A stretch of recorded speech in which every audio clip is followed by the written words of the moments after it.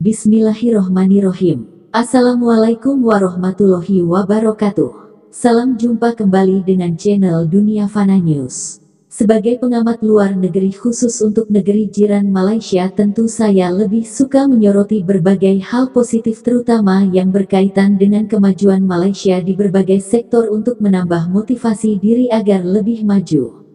Tentu saja ada tanggapan pro dan kontra atas berbagai ulasan saya tentang Malaysia. Itu hal yang wajar sebab manusia mempunyai kebebasan dalam berpendapat sesuai dengan sudut pandangnya masing-masing. Jika ada yang berpandangan positif saya bersyukur, dan bila ada yang berkomentar negatif pun saya bisa memahami sebab saya tak mungkin bisa memuaskan hati setiap orang. Jangankan saya yang hanya orang biasa penuh kekurangan dan kelemahan ini, terhadap Allah Tuhan yang Maha Baik pun masih ada orang yang suka bersikap negatif pun juga terhadap Nabi yang suci dan mulia hatinya. Mungkin ada yang bertanya kenapa saya memilih profesi sebagai pengamat luar negeri khusus untuk negeri jiran Malaysia bukan negara-negara yang lebih besar dan maju seperti China, Amerika, Australia, Rusia, Jepang atau Eropa. Untuk menjawab pertanyaan itu buat saya sederhana saja sebab sudah banyak yang menjadi pengamat negara-negara besar dan maju tersebut karena banyak yang bisa dipelajari untuk meraih kemajuan.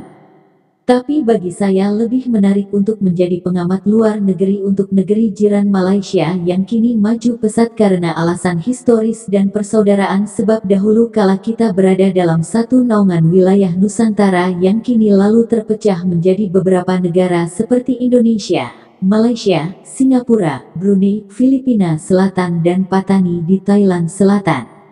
Masyarakat Nusantara ini mempunyai kesamaan postur tubuh, bahasa, budaya dan makanan sehingga boleh dikata saudara serumpun karena secara logika tentu berasal dari nenek moyang yang sama. Di antara negara-negara yang berada dalam wilayah Nusantara tersebut saya memilih Malaysia untuk dijadikan objek pengamatan saya karena Malaysia negara jiran terdekat yang berpenduduk paling banyak dan mayoritasnya muslim serta mempunyai kekayaan sumber daya alam yang banyak seperti juga Indonesia sehingga selalu menjadi sasaran provokasi adu domba oleh penjajah asing dari dulu hingga kini.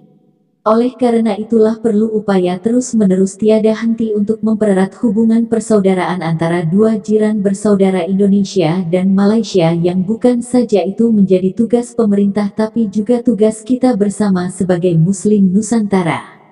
Tanpa upaya sungguh-sungguh untuk memperkuat hubungan persaudaraan antara Indonesia dan Malaysia maka kita akan mudah diprovokasi adu domba seperti di tahun 1960-an oleh kaum penjajah asing yang selalu ingin menjarah kekayaan alam di Indonesia dan Malaysia.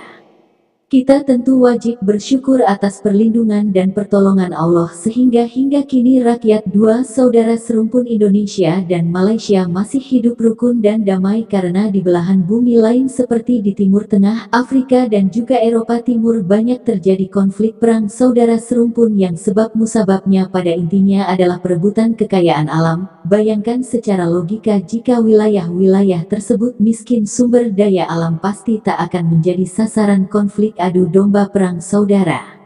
Mereka mudah diadu domba perang saudara melalui celah provokasi di kalangan pemimpin elit politik yang berebut harta dan kekuasaan serta melalui celah adu domba di media sosial sehingga hilang rasa saling percaya dan mudah disulut api permusuhan antar golongan. Demikian info dari channel Dunia Fana News. Terima kasih atas perhatian Anda. Wassalamualaikum warahmatullahi wabarakatuh.